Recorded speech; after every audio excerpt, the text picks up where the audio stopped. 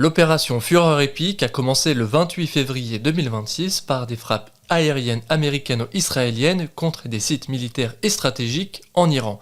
Elle s'est rapidement transformée en une offensive prolongée avec une montée en intensité et une escalade régionale. En réaction, l'Iran a riposté contre des bases militaires américaines dans les États du Golfe. Que dit le droit international de l'usage de la force? Les États-Unis et Israël ont tenté de justifier l'attaque par des frappes préventives en raison d'une menace imminente parce que l'Iran aurait tenté de se doter de l'arme nucléaire. Or, la Charte des Nations Unies, depuis la fin de la Seconde Guerre mondiale, interdit l'utilisation unilatérale de la force. Sauf dans deux cas non réunis ici, une décision du Conseil de sécurité, seule habilité à agir en cas de menace pour la sécurité, et l'utilisation de la légitime défense en cas d'agression armée. Aucune agression des États-Unis ou d'Israël par l'Iran n'a eu lieu et une légitime défense préventive n'a jamais été reconnue par le droit international.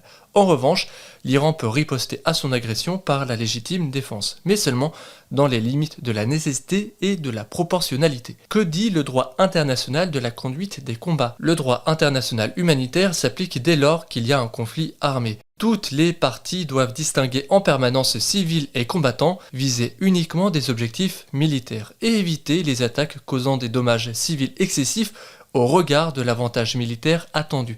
Certains lieux sont particulièrement protégés tels que les hôpitaux et les écoles. Cela vaut de la même façon pour les États-Unis, Israël et l'Iran. Les violations de ces règles sont des crimes de guerre. Que doivent faire les autres États? Ils ont l'interdiction de soutenir, y compris en fournissant de l'aide militaire, une violation grave du droit international. Et ils doivent employer tous les moyens à leur disposition pour la faire cesser. Le rappel des règles internationales permet d'éviter de créer des précédents dangereux, remettant en cause le pacte commun, et facilite le jugement des responsables des crimes de guerre.